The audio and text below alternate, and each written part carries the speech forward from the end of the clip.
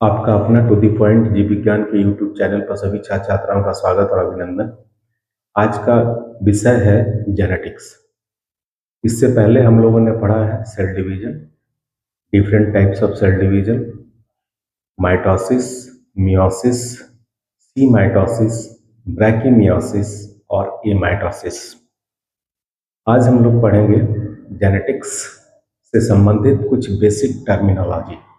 अगर जेनेटिक्स को अच्छे तरीके से समझना है, इस टर्मिनोलॉजी को पहले हमें अच्छे तरीके से समझना पड़ेगा।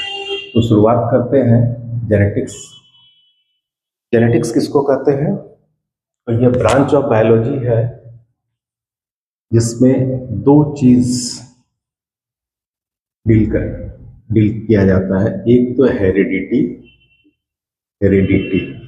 और दूसरा वेरिएशन। हेरिडिटी और वेरिएशन का स्टडी करते हैं हम जेनेटिक्स में। हेरिडिटी क्या है? हेरिडिटी कहते हैं transfer of character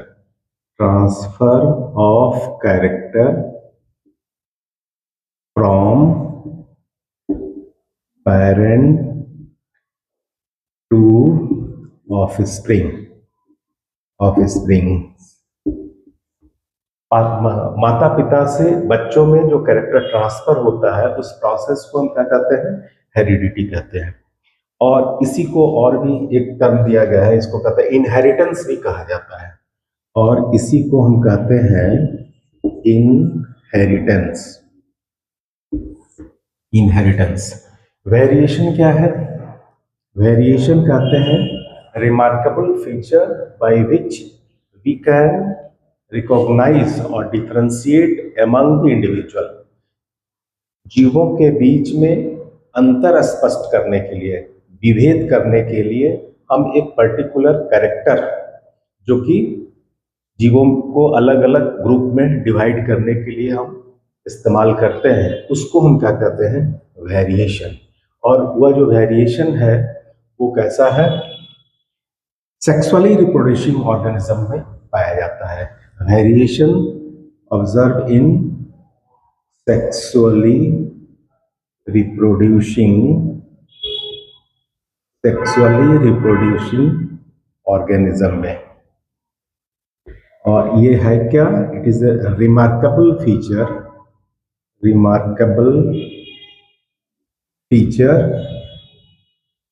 by which we distinguish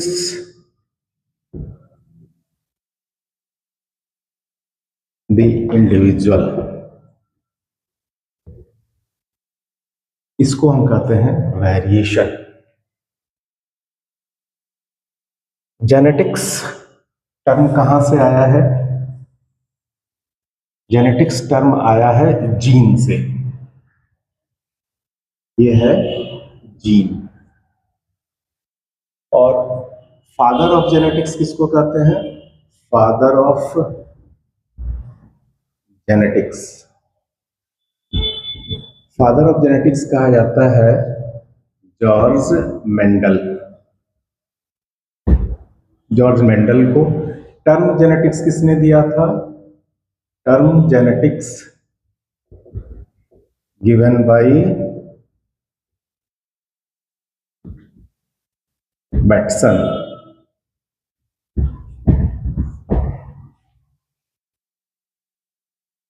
term gene किसने दिया था? जॉनसन।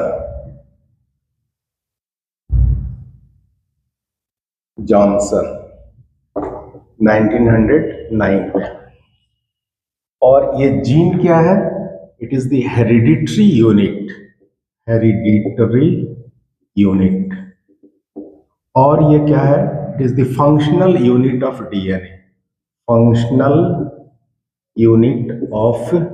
डीएनए। तो ये, और it is a small segment of DNA. यह डीएनए का एक छोटा सा टुकड़ा है जिसको हम क्या कहते हैं? जीन कहते हैं। मेंडल ने जीन को क्या कहा था? मेंडल ने जीन को कहा था फैक्टर। और कह सकते हैं कि Mendelian factor is nowadays known as gene. जो मेंडल का फैक्टर था वो आजकल क्या कहलाता है, जीन कहलाता है। अब ये डीएनए, डीएनए कहां पाया जाता है, क्रोमोसोम में।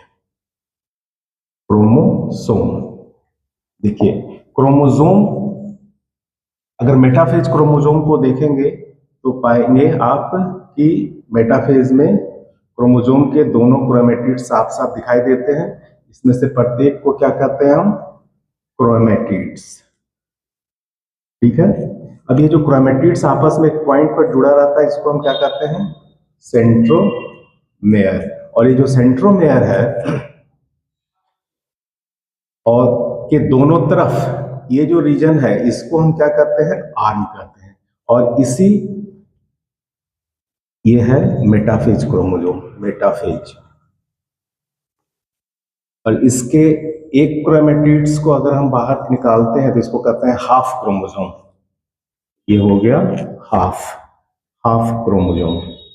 और ये जो हाफ क्रोमोसोम है, यह एक क्रोमेटिड्स किस चीज का बना होता है, एक डीएनए मॉलिक्यूल का बना होता है। और इस डीएनए के टुकड़े को हम क्या कहते हैं, जीन कहते हैं। यानी कि जीन डीएनए के ऊपर सवार होता है और डीएनए क्रोमोसोम के ऊपर, या कह सकते हैं जीन से बनता है डीएनए और डीएनए से बनता है क्रोमोसोम। अब ट्रांसफर ऑफ कैरेक्टर होता कैसे है, ये जो जीन है ये कैरेक्टर को कैरी करता है और ये किसके ऊपर सवार होता है, डीएनए के ऊपर सवार हो जाता है। और डीएनए किसके ऊपर सवार रहता है, क्रोमोसोम के ऊपर। तो क्रोमोसोम क्या हो गया, वहीकल हो गया। क्रोमोसोम जो है आपका वहीकल हो गया। जीन क्या हुआ, पैसेंजर हो गया। और उस पैसेंजर का जो बिलोंगिंग्स है वो उसका कैरेक्टर हो गया। तो transfer of character from parents to offspring, parents से ऑफस्प्रिंग कैसे जाएगा, तो क्रोमोसोम वहीकल है, इस वहीकल के ऊपर सवार हो जाएगा जीन, और जीन के साथ होता है उसका अपना कैरेक्टर, जो कि उसको कैरी करके कहां ले जाएगा, ऑफस्प्रिंग तक पहुंचा देगा। तो chromosome is the vehicle through which characters are transferred from parents to offspring. तो ये है कैसे ट्रांसफर होता है। तो जीन, डीएनए और क्रोमोसोम में कोई कंफ्यूजन नहीं होना चाहिए, एकदम क्लियर कट कॉन्सेप्ट है कि क्रोमोसोम दो क्रोमेटिड्स का बना होता है। दोनों क्रोमेटिड्स में से एक क्रोमेटिड्स को अगर देखें तो एक क्रोमेटिड्स में एक डीएनए मॉलिक्यूल होता है। उस डीएनए के टुकड़े को हम क्या कहते हैं, जीन कहते हैं। और जीन के अंदर ही कैरेक्टर पाया जाता है, उसी के अंदर जो है कैरेक्टर एक वो कैरेक्टर को ही एक्सप्रेस करता है। यानी कि जो जीन डीएनए के ऊपर सवार है और डीएनए क्रोमोसोम के ऊपर सवार है, और इस तरीके से क्रोमोसोम के माध्यम से क्रोमोसोमल वह वहीकल है जो कि कैरेक्टर को पेरेंट्स से ऑफस्प्रिंग तक पहुंचाता है। तो ये हो गया आपका जीन। जीन को हम कहते हैं फंक्शनल यूनिट। फंक्शनल यूनिट क्यों कहते हैं, क्योंकि यह तीन तरीके का काम करता है। एक तो यह काम करता है रिकॉम्बिनेशन, रिकॉम्बिनेशन का। दूसरा काम यह कर सकता है म्यूटेशन, और जो तीसरा काम है इसका प्रोटीन सिंथेसिस, प्रोटीन सिंथेसिस। तो जीन जो फंक्शनल यूनिट है डीएनए का, वह तीन काम कर सकता है। एक है रिकॉम्बिनेशन। रिकॉम्बिनेशन के बारे में आपने पढ़ा होगा, मियोसिस सेल डिवीजन का जो पैकेटिन स्टेज है, उस पैकेटिन स्टेज में एक प्रोसेस है क्रॉसिंग ओवर। क्रॉसिंग ओवर क्या होता है, exchange of segment between the non sister chromatids. और उसके बाद जो उस प्रोसेस को हम क्या कहते हैं, रिकॉम्बिनेशन या क्रॉसिंग ओवर भी कहा जाता है। दूसरा है म्यूटेशन। म्यूटेशन क्या है, the gene which produce mutation. Mutation का मतलब है अल्टरेशन ऑफ जीन, यानी कि जीन में अल्टर हो गया, किसी तरीके का कोई केमिकल कंपोजिशन में चेंज आ जाए या फिर उसके स्ट्रक्चर में चेंज आ जाए, तो वो क्या करता है, म्यूटेशन प्रोड्यूस करता है, और जिसके कारण जो है वह कैरेक्टर में चेंज आता है। जैसे सिकल सेल एनीमिया, जो नॉर्मल हेमोग्लोबिन जिस सेल के अंदर आता है उसको कहते हैं हम आरबीसी, और वह कैसा होता है, बाइकॉनकेव होता है। लेकिन जो सिकल सेप्ड होता है, सिकल सेप्ड में क्या होगा, ये इसका स्पिंडल सेप्ड हो जाएगा, ये इस तरीके का स्ट्रक्चर बन जाएगा। तो ये जो स्ट्रक्चर में चेंज हुआ, ये किसके कारण हुआ? Due to mutation in gene, gene में म्यूटेशन के कारण ये ऐसा हो गया। उसी तरह से प्रोटीन सिंथेसिस, प्रोटीन सिंथेसिस भी क्या है, कुछ कैरेक्टर के डेवलपमेंट के लिए प्रोटीन बहुत ही जरूरी है। जैसे मैं एग्जांपल के तौर पर कहता हूं कोनिडिया, कोनिडिया किसका है? न्यूरोस्पोरा करासा। न्यूरोस्पोरा एक फंगस है जिसका एक रिप्रोडक्टिव बॉडी को हम कोनिडिया कहते हैं, इसके द्वारा उसका रिप्रोडक्शन होता है। उस कोनिडिया का जो कलर है वो क्या होता है? पिंक होता है, और वह एक पार्टिकुलर प्रोटीन के कारण ऐसा होता है। लेकिन अगर मान लिया जाए कि वह प्रोटीन का सिंथेसिस ना हो, तब क्या होगा? वह जो कोनिडिया का जो कलर है पिंक के बजाय क्या रह जाएगा?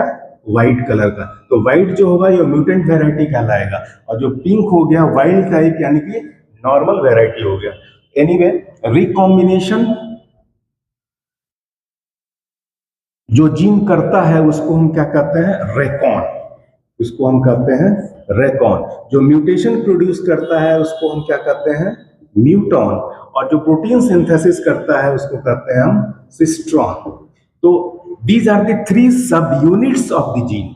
ये जीन के 3 सब यूनिट्स हैं, और ये जो तीनों सब यूनिट्स हैं, रेकॉन, म्यूटॉन और सिस्ट्रॉन, इसके बारे में बताने वाले साइंटिस्ट का क्या नाम है? बेंजर। तो ये बेंजर का कॉन्सेप्ट है।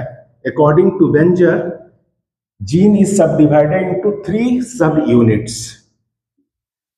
According to Benger, जीन को हम 3 सब यूनिट्स में बांटते हैं, रेकॉन, म्यूटॉन एंड सिस्ट्रॉन। जीन के और भी टाइप्स हैं, जैसे एक टाइप है जीन का इसको कहते हैं निफ जीन। निफ जीन कहां पाया जाता है? Nif gene. एक टाइप है ऑन्कोजीन, एक टाइप है जंपिंग जीन। देखिए, जो निफ जीन है this is called the nitrogen fixing gene. Nitrogen fixing gene. एक दूसरा है ऑन्कोजीन जो कि कैंसर प्रोड्यूसिंग जीन है। कैंसर प्रोड्यूसिंग जीन, ये कैंसर प्रोड्यूसिंग जीन है।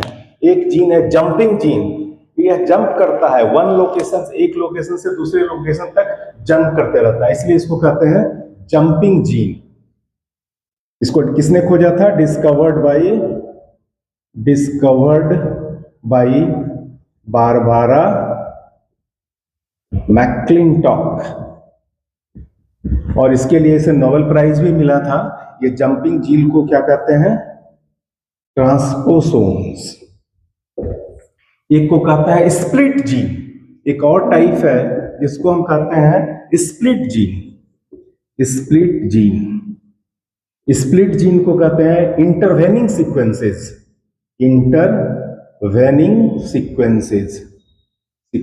या इसी को कहते हैं हम इंट्रॉन और नॉन कोडिंग सीक्वेंसेस भी कहा जाता है। Non coding sequences. तो ये डिफरेंट टाइप्स ऑफ जीन है। जीन पाया जाता कहां कहां है? एक तो आप जानते हैं कि जीन क्रोमोसोम के अंदर होता है। जीन का जो कंस्टिट्यूएंट यूनिट है, जो बनाने वाला है केमिकल सब्सटेंस, वो डीएनए है, और डीएनए के टुकड़े को जीन कहते हैं। तो वो क्रोमोसोम में पाया जाता है, और किसी भी सेल के अंदर जो क्रोमोसोम होता है वो कहाँ होता है? अगर यूकैरियोटिक सेल है तो वह क्रोमोसोम के अंदर, क्रोमोसोम कहाँ पाया जाएगा? वो पाया जाएगा आपका न्यूक्लियस के अंदर। तो कोई यूकैरियोटिक सेल है, उस सेल के, ये देखिए यूकैरियोटिक सेल है, ये सेल का न्यूक्लियस है, इस न्यूक्लियस के अंदर क्रोमोसोम पाया जाता है। सेल के बाहर का जो, न्यूक्लियस के बाहर का जो क्षेत्र एरिया है, इसमें लिक्विड भरा रहता है, इसको हम क्या कहते हैं? साइटोप्लाज्म। और इस साइटोप्लाज्म के अंदर भी जीन पाया जाता है। 2 सेल ऑर्गेनल ऐसे हैं जिसमें डीएनए पाया जाता है। कौन कौन सा सेल ऑर्गेनल है?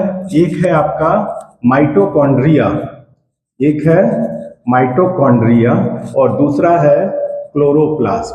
माइटोकॉन्ड्रिया क्लोरोप्लास्ट ऐसे दो सेल ऑर्गेनल हैं जिसके अंदर आपका क्या पाया जाता है, डीएनए पाया जाता है। तो वह जीन जो न्यूक्लियस के अंदर पाया जाता है उसको कहते हैं न्यूक्लियर जीन, न्यूक्लियर जीन। और एक जीन जो साइटोप्लाज्म में पाया जाता है उसको कहते हैं cytoplasmic gene, cytoplasmic gene. Cytoplasm में ऐसे स्कैटर्ड नहीं रहता लिक्विड के अंदर, वह सेल ऑर्गेनल के अंदर पाया जाता है। तो ये जो साइटोप्लाज्मिक जीन है इसके द्वारा भी इनहेरिटेंस होता है। It also takes part in inheritance. लेकिन यह जो इनहेरिटेंस होता है इसको कहते हैं साइटोप्लाज्मिक इनहेरिटेंस, साइटोप्लाज्मिक इनहेरिटेंस। और न्यूक्लियर जीन के द्वारा जो इनहेरिटेंस होता है इसको कहते हैं मेंडेलियन इनहेरिटेंस, मेंडेलियन इनहेरिटेंस। और इसी को कहते हैं हम न्यूक्लियर इनहेरिटेंस, न्यूक्लियर इनहेरिटेंस। तो इनहेरिटेंस दो तरीके का हो गया, इनहेरिटेंस दो तरीके का हो गया। एक हो गया न्यूक्लियर इनहेरिटेंस न्यूक्लियर जीन के कारण, और दूसरा होगा साइटोप्लाज्मिक इनहेरिटेंस, साइटोप्लाज्मिक जीन के कारण होता है। तो यह है आपका जो जीन है वो सिर्फ न्यूक्लियस के अंदर ही नहीं पाया जाता है, न्यूक्लियस के बाहर भी पाया जाता है। अब तो हम लोगों ने सबसे पहले देखा क्रोमोसोम, क्रोमोसोम डीएनए, डीएनए से जीन, और ये डिफरेंट टाइप्स ऑफ जीन। अब इसके बाद हम लोग जो नेक्स्ट देखेंगे वो क्या है, होमोलोगस क्रोमोसोम क्या है, होमोलोगस क्रोमोसोम। आइए अब हम लोग देखते हैं homologous chromosome, homologous chromosome.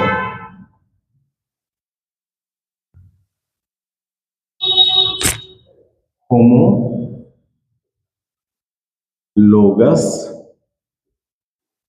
Chromosome, देखिए ये जो होमोलोगस क्रोमोसोम है यह एक ऐसा क्रोमोसोम का जोड़ा है जो हर दृष्टिकोण से एक दूसरे के समान है।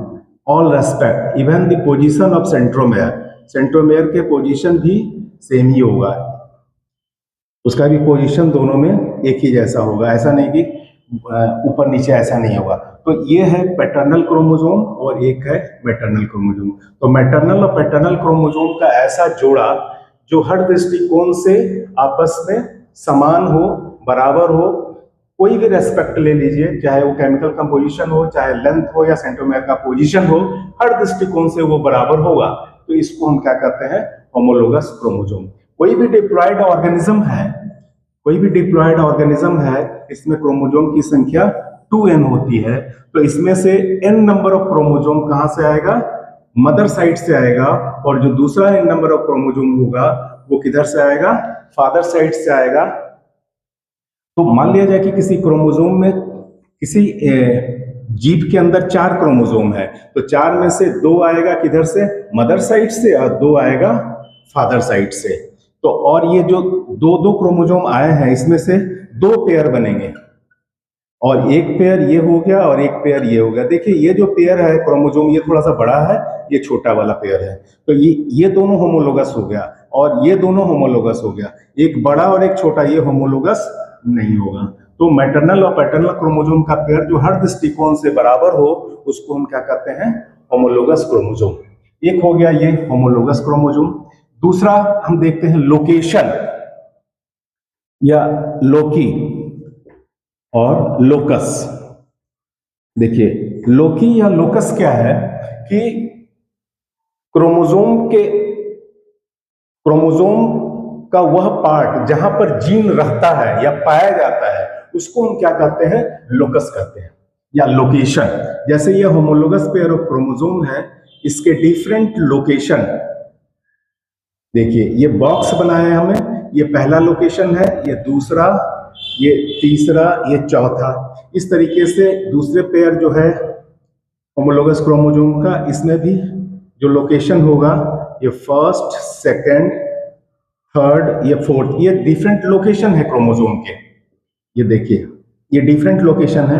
तो अब क्या है, ये जो पहला लोकेशन है इसको कहते हैं सेम लोकस। ये होगा, इसका भी नंबर 1, इसका भी नंबर, ये कहलाएगा सेम लोकस। दूसरा, इसका भी नंबर 2, इसका भी 2, ये भी हो गया same locus. Number 3 same locus. Number 4 same locus. लेकिन नंबर 1 और नंबर 2 ये सेम लोकस नहीं है, डिफरेंट लोकस है। तो आपको सिमिलर लोकस समझ में आ गया कि दोनों का पोजीशन एक ही होगा। अगर ये नंबर 1 यहां पर है तो इसका भी नंबर 1 यहीं पर होगा। 1 और 2 सेम लोकस नहीं कहलाएगा, 2 और 2 सेम लोकस कहलाएगा, 3 और 3 सेम लोकस कहलाएगा, लेकिन 3 और 4 सेम लोकस नहीं कहलाएगा। तो ये डिफरेंट लोकस हो गया और सेम लोकस हो गया। इसका कॉन्सेप्ट मैं बाद में बताऊंगा, जब डेफिनेशन हम लोग एलील के बारे में पढ़ेंगे तो उसमें आएगा सेम लोकस और डिफरेंट लोकस। तो ये हो गया आपका लोकेशन, और इसी लोकेशन पर क्या पाया जाता है, जीन पाया जाता है। यहीं पर ये जीन रहता है। तो क्रोमोसोम के का वह पार्ट जहां पर जीन रहता है, निवास करता है, उसको हम क्या कहते हैं, लोकस। और बहुत सारा लोकस होता है, इसलिए इसको कहते हैं, प्लुरल फॉर्म क्या है उसका, लोकी। तो ये हो गया आपका होमोलोगस क्रोमोसोम। होमोलोगस क्रोमोसोम के अंदर लोकस। अब एक तीसरा जो कॉन्सेप्ट है वो है कंट्रास्टिंग कैरेक्टर। क्या है, देखिए कंट्रास्टिंग कैरेक्टर, कोई एक जीन जो 2 डिफरेंट फॉर्म में एग्जिस्ट करता हो, वो उसका क्या कहलाता है, कंट्रास्टिंग कैरेक्टर कहलाता है। Contrasting character, contrasting character. देखिए कंट्रास्टिंग कैरेक्टर, जैसे प्लांट की हाइट को कंट्रोल करने वाला जीन है, हाइट को कंट्रोल करने वाला एक जीन है, और यह जीन 2 डिफरेंट फॉर्म में एग्जिस्ट करता है। एक हो गया टॉल और दूसरा हो गया ड्वार्फ। देखिए ये टॉल है और ड्वार्फ है।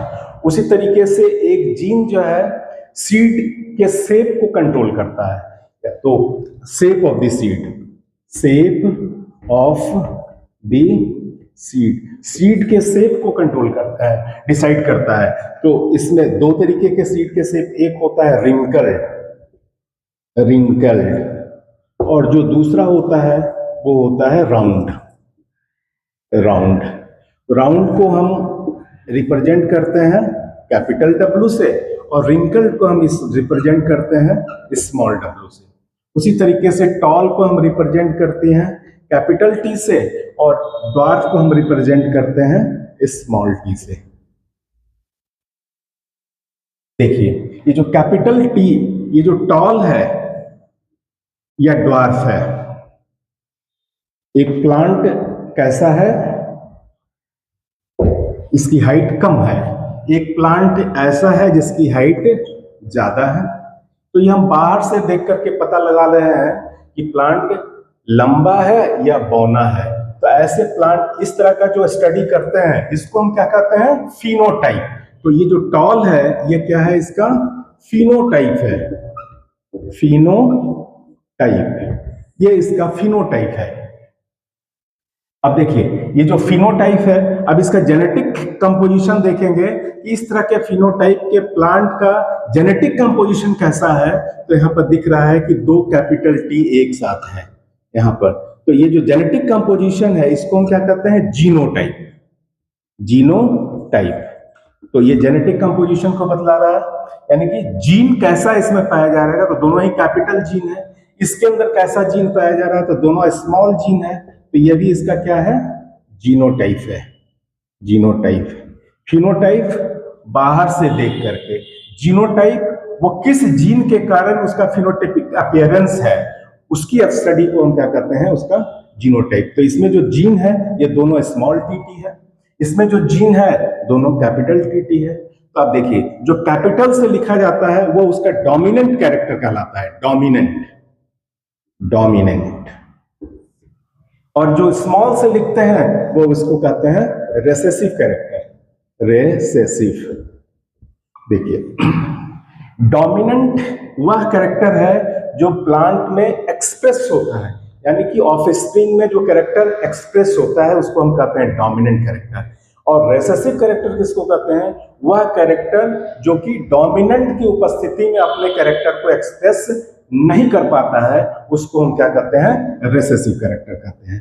तो रेसेसिव कैरेक्टर हमेशा स्मॉल लेटर से लिखते हैं, जबकि डोमिनेंट कैरेक्टर को हमेशा कैपिटल लेटर से लिखते हैं।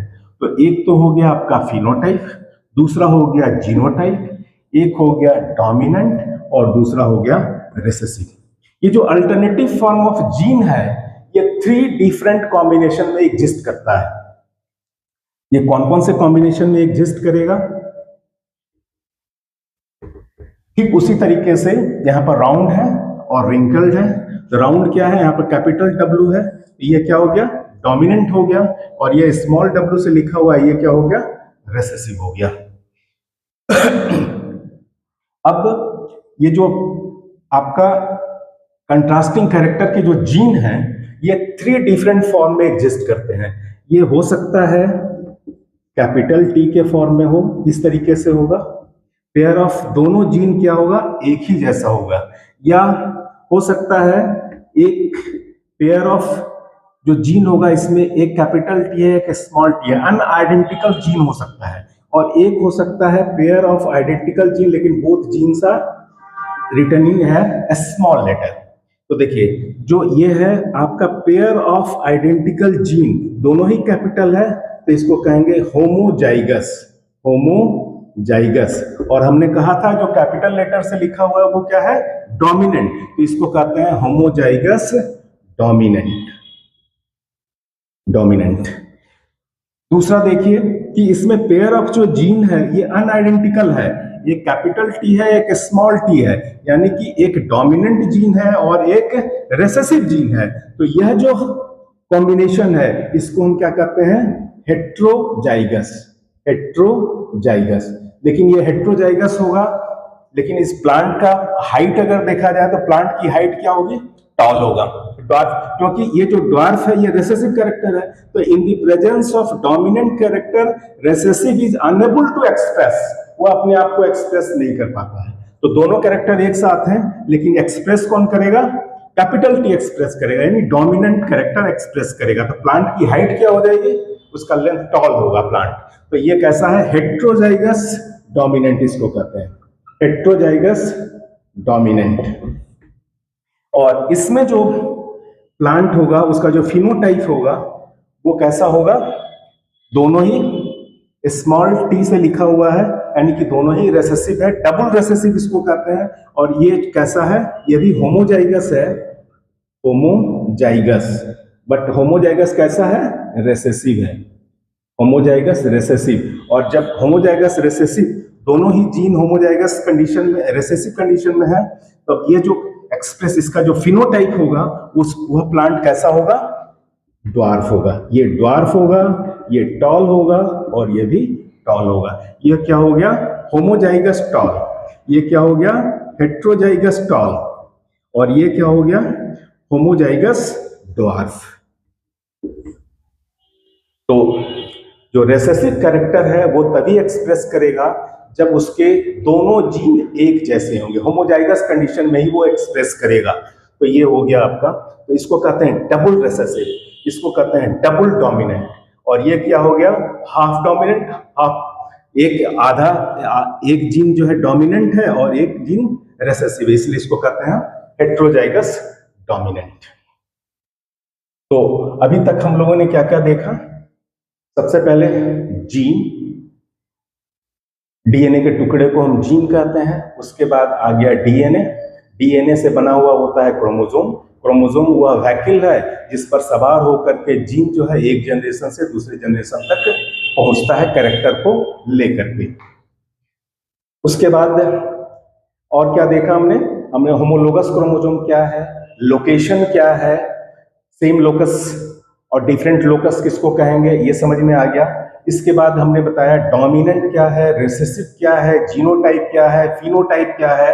और अब होमोजाइगस कंडीशन किसको कहते हैं, हेट्रोजाइगस किसको कहते हैं, होमोजाइगस डोमिनेंट क्या है, हेट्रोजाइगस डोमिनेंट कौन सा हुआ, होमोजाइगस रेसेसिव किस तरीके से हम रिप्रेजेंट करते हैं। तो ये सब सारे टर्मिनोलॉजी जो है आप जेनेटिक्स में इस्तेमाल किए जाएंगे, इसलिए यह जो टॉपिक मैं पढ़ा रहा हूं इसको बड़े ध्यान से नोट कर लीजिएगा और दिमाग में बैठा लीजिएगा, तभी आगे जेनेटिक्स समझ में आएगा, नहीं तो फिर जेनेटिक्स आगे समझ में नहीं आएगा। तो ये हो गया। अब एक टर्म और है एलील। देखिए एलील क्या है? एलील, तो एलील को पहले डिफाइन करते हैं। एलील कहते किसको है? देखिए alternative form of the allele. Allele क्या है? Alternative form of A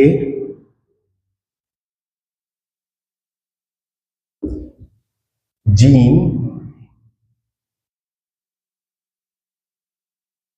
found on same location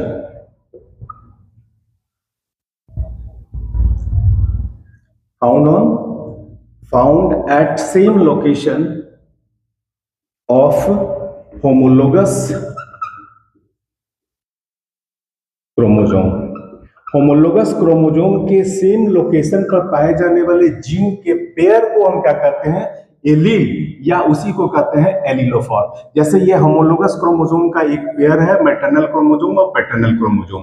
अब ये जो मैटरनल क्रोमोसोम के लोकेशन 1 पर सेम लोकेशन पर पाए जाने वाला जो जीन का पेयर होगा, जैसे यहाँ पर एक टी ये हो गया, दोनों ही कैपिटल टी है, तो ये जो दोनों कैपिटल ही टी है सेम लोकेशन पर पाया जा रहा है, और इसको हम क्या कहते हैं? Allylic pair. तो ये दोनों जीन एक जैसा है तो इसको कहते हैं होमोजाइगस एलील भी कहते हैं इसको। तो दोनों ही जीन एक जैसा है। कभी कभी हो सकता है क्या, जैसे लोकेशन 2 पर है एक कैपिटल टी और स्मॉल टी, ये दोनों भी एलील है, कहा कि दोनों सेम लोकेशन पर है। लोकेशन नंबर 2 पर कैपिटल टी है, लोकेशन नंबर 2 पर स्मॉल टी है। मैटरनल क्रोमोसोम के लोकेशन 2 पर स्मॉल टी है, पैटर्नल क्रोमोसोम के लोकेशन 2 पर कैपिटल टी है। तो ये भी आपस में एलील ही हुआ, और क्योंकि सेम लोकेशन पर है। लेकिन ये कैसा है? हेट्रोजाइगस एलील इसको कहेंगे। इसको क्या कहेंगे हम? हेट्रोजाइगस एलील कहेंगे। अब देखिए तीसरे लोकेशन के भी देख लीजिए आप, यहाँ पर स्मॉल टी है, यहाँ पर भी स्मॉल टी है, तो दोनों सेम लोकेशन पर है। मैटरनल क्रोमोसोम पैटर्नल क्रोमोसोम के 3rd लोकेशन पर यह है, और मैटरनल क्रोमोसोम के 3rd। तो ये जो पेयर हुआ यह भी एक एलीलिक पेयर ही कहलाएगा। लेकिन यह जो एलीलिक पेयर होगा वो कैसा होगा? होमोजाइगस रिसेसिव एलील इसको बोलते हैं। ये हो गया होमोजाइगस डोमिनेंट एलील, ये हेट्रोजाइगस डोमिनेंट एलील, और ये हो गया होमोजाइगस रिसेसिव एलील, यानी कि पेयर ऑफ जीन। अब टॉल और ड्वार्फ जो डिफरेंट कॉम्बिनेशन है, कंट्रास्टिंग कैरेक्टर 2 फॉर्म में एग्जिस्ट कर रहा है। जैसे हाइट को कंट्रोल करने वाला जो जीन है वो 2 फॉर्म में एग्जिस्ट कर रहा है, एक है टॉल और दूसरा है ड्वार्फ। तो ये जो ड्वार्फ और टॉल का जीन है वो डिफरेंट कॉम्बिनेशन में है। ये पहला कॉम्बिनेशन हो गया क्या कि दोनों ही जीन आइडेंटिकल है। दूसरा कॉम्बिनेशन क्या हो गया? एक जीन टॉल है और एक जीन स्मॉल वाला है, तो ये हो गया डिफरेंट। तो ये कैसा हो गया? हेट्रोजाइगस हो गया। तो ये हेट्रोजाइगस एलील है, ये होमोजाइगस एलील है। और उसी तरीके से जो तीसरा कॉम्बिनेशन आप देख रहे हैं ये होमोजाइगस है, लेकिन दोनों ही जीन इसमें क्या है? स्मॉल है, स्मॉल लेटर से लिखा है, यानी कि ये रेसेसिव है, इसलिए कैसा हो गया? होमोजाइगस रेसेसिव एलील इसको कहते हैं। Homozygous recessive allele, recessive allele. तो ये हो गया एलीलिक पेयर। एलील हमेशा पेयर में पाया जाता है, always found in pair, always found in pair. एक तो ये होगा कि हमेशा पेयर में मिलेगा, और कहां पाया जाएगा? सेम लोकेशन पर मिलेगा होमोलोगस क्रोमोसोम के। और क्या होगा? ये अल्टरनेटिव फॉर्म होगा, और ये डिफरेंट कॉम्बिनेशन में मिलेगा। डिफरेंट कॉम्बिनेशन में 3 तरीके का कॉम्बिनेशन हो सकता है: homozygous dominant allele, heterozygous dominant allele, और होमोजाइगस रिसेसिव एलील। एक और होता है हेमीजाइगस कंडीशन। वो हेमीजाइगस कंडीशन क्या है?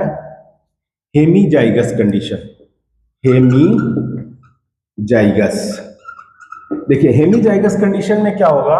One of the gene is lost from the pair, pair of gene में से एक जीन लॉस कर जाएगा तो एक ही जीन बचेगा, तो इस कंडीशन को हम क्या कहते हैं, हेमीजाइगस कंडीशन कहते हैं। One of the gene is lost from the pair, pair से अगर एक जीन लॉस कर जाए, गायब हो जाए, तो उसको हम क्या कहेंगे, हेमीजाइगस कंडीशन कहेंगे। जैसे एग्जांपल के तौर पर टर्नर सिंड्रोम, टर्नर सिंड्रोम देखिए, जो टर्नर सिंड्रोम है इसमें सिर्फ एक ही एक्स क्रोमोसोम पाया जाता है, जो ह्यूमन बीइंग का केस है, क्रोमोसोमल डिसऑर्डर है ये टर्नर सिंड्रोम। उसी तरीके से male Drosophila, male Drosophila, male Drosophila, ये जो मेल ड्रोसोफिला है इसमें भी एक ही एक्स क्रोमोसोम पाया जाता है, तो यह भी कैसा है, हेमीजाइगस कंडीशन है। लेकिन वह हेमीजाइगस कंडीशन जिसमें से डोमिनेंट जीन अगर लॉस कर जाता है तो रेसेसिव जो जीन है वो अपना कैरेक्टर एक्सप्रेस कर देता है, तो इस कंडीशन को हम क्या कहते हैं, स्यूडो एलील। अब एक दूसरा टर्म यहां पर आ गया, स्यूडो एलील किसको कहते हैं, स्यूडो एलील, स्यूडो एलील। देखिए, dominant gene is lost from the pair. अब पेयर से अगर डोमिनेंट जीन लॉस हो जाएगा तो क्या होगा, recessive expressed, recessive expressed. Dominant gene loss हो गया तो रेसेसिव एक्सप्रेस कर जाएगा, तो इस कंडीशन को हम क्या कहते हैं, ये जो पेयर ऑफ जीन था इसको हम कहते हैं स्यूडो एलील कहते हैं इसको। तो इस वीडियो में इतना ही। अगर ये वीडियो पसंद आया हो तो इसे लाइक कीजिए, सब्सक्राइब कीजिए और शेयर कीजिए, और आगे के टॉपिक के लिए जो बचा हुआ टर्मिनोलॉजी है उसको मैं नेक्स्ट वीडियो में बताऊंगा, इसलिए उसका इंतजार कीजिए। Thank you very much.